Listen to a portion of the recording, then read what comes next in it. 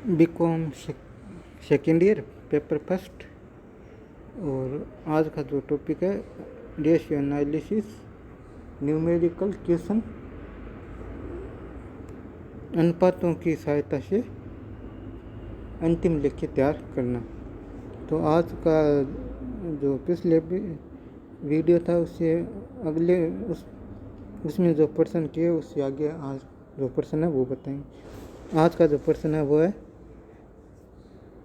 नीचे दी गई सूचना से एक लिमिटेड कंपनी का संक्षिप्त चिट्ठा बनाइए।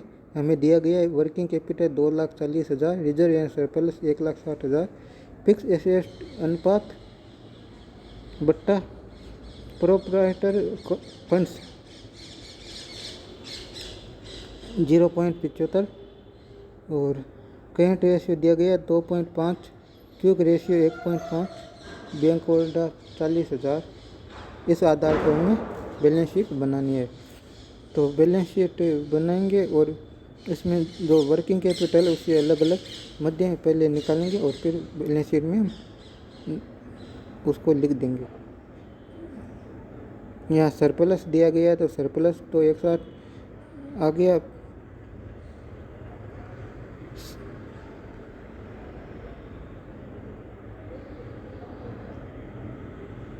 सबसे पहले शेयर कैपिटल निकालेंगे। शेयर कैपिटल इस तरह से निकाली गई है। Calculation of proprietor funds, proprietary funds plus current liabilities बराबर fix asset plus current asset. यहाँ हम प्रोप्राइटरी फंड्स को हम अक्स मान लेंगे। अक्स प्लस 1,60,000 प्लस बराबर 0.75 अक्स प्लस 4 लाख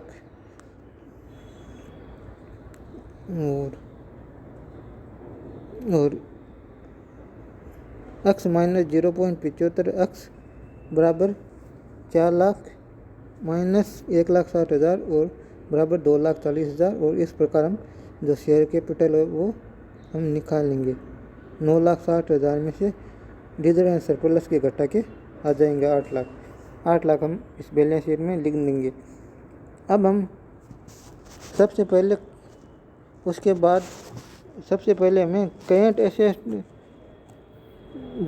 एसेट और करेंट लाइबिलिटीज़ की गणना करनी चाहिए, क्योंकि उसमें करेंट जो शेयर कैपिटल थी उसमें इसकी ज़रूरत पड़ी थी। इसलिए सबसे पहले हमें current asset and current liabilities की गणना करनी चाहिए। इसके लिए current asset minus current liabilities बराबर वर्किंग कैपिटल बराबर 1,20,000। Current asset oblique current liabilities अनुपात बराबर 2.5 और इस प्रकार समीकरण बन गया current asset minus 2.5 current liabilities बराबर 0। इस प्रकार दो समीकरण बन गए। समीकरण 2 में से समीकरण 1 को घटाने पर जो आया वो है 1.5 करेंट लाइबिलिटीज़ बराबर 2,40,000 और इस प्रकार करेंट लाइबिलिटीज़ बराबर 2,40,000 ओब्लिक 1.5 बराबर 1,60,000 और 1,60,000 करेंट एसेट बराबर 1,60,000 इंटू 2.5 बराबर 4 लाख। अपने पास करेंट एसेट आ गई और करेंट लाइबिलिटीज़ आ गई। करेंट लाइबिलिटीज़ है 1,60,000 और करेंट एसेट है 4 लाख।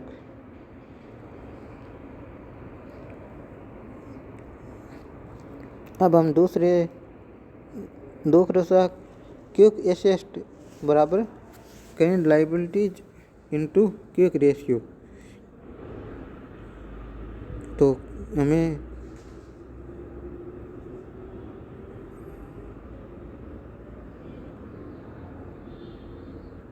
तो इस प्रकार 1,60,000 current liabilities into 1.5 quick ratio है बराबर 2,40,000।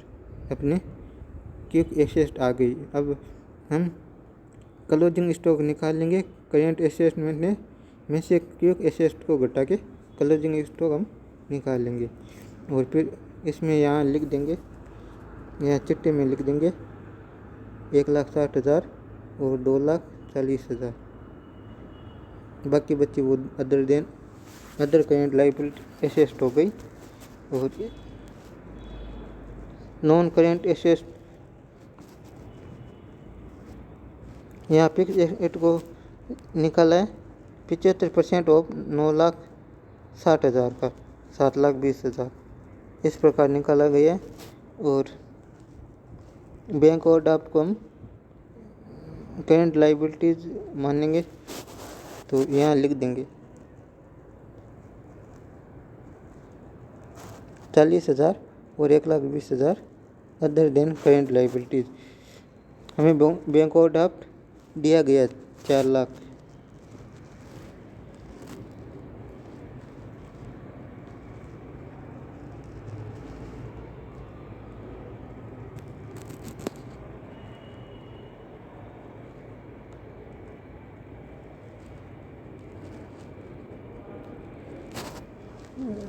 यहाँ 40,000 है, सॉरी 40 दिया गया, यहाँ 40,000।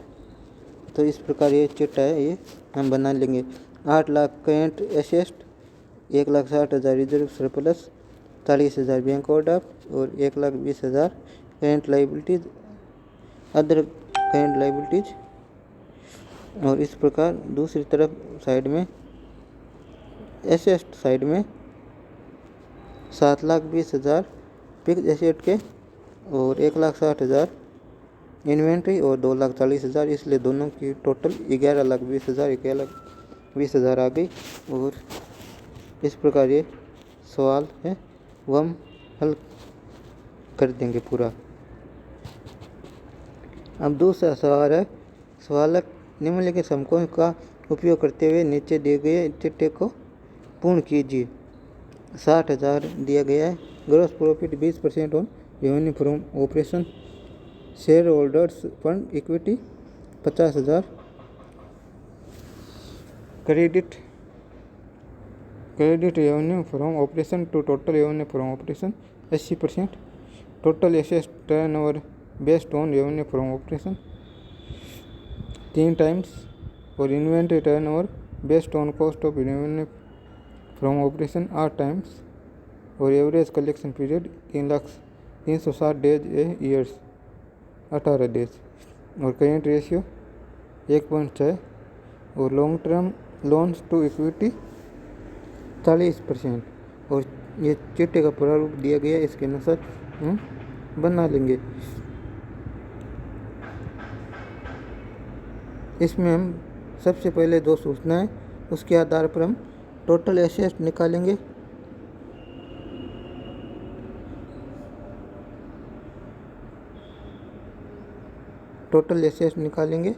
और ग्रॉस प्रॉफिट रेशियो के आधार पर हम सेल्स निकालेंगे।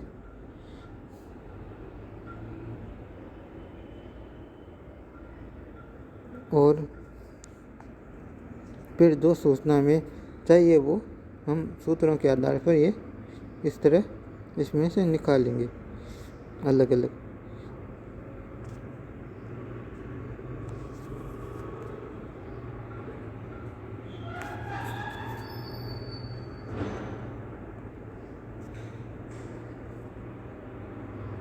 जैसे calculation of long term debts है, वो long term debts to equity ratio बराबर लॉन्ग टर्म डेप्ट्स बटा शेयर होल्डर्स इक्विटी।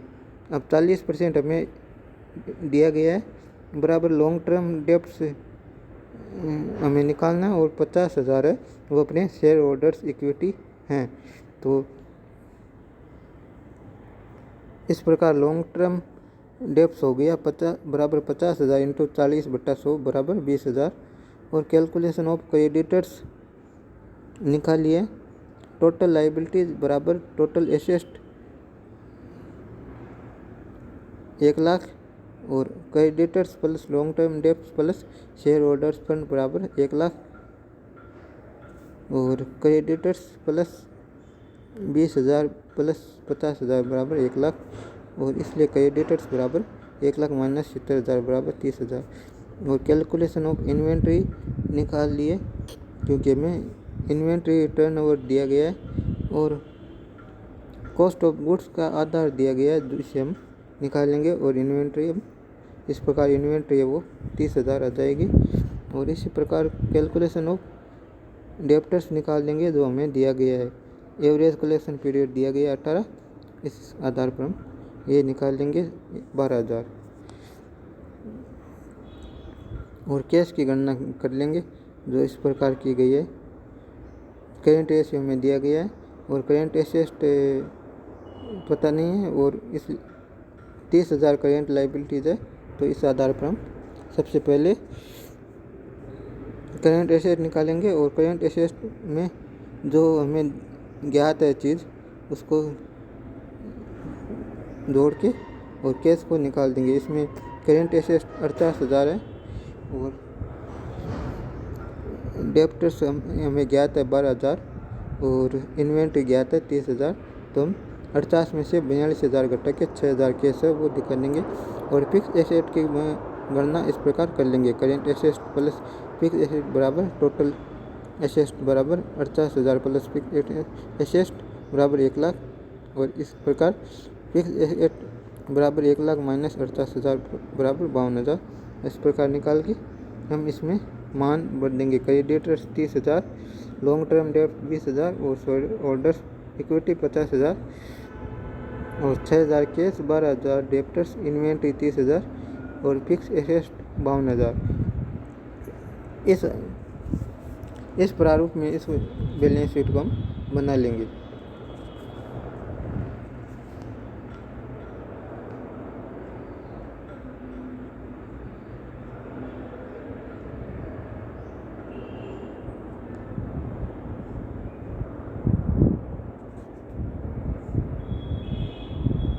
अब तीसरा क्वेश्चन ये अपने आप हल करेंगे।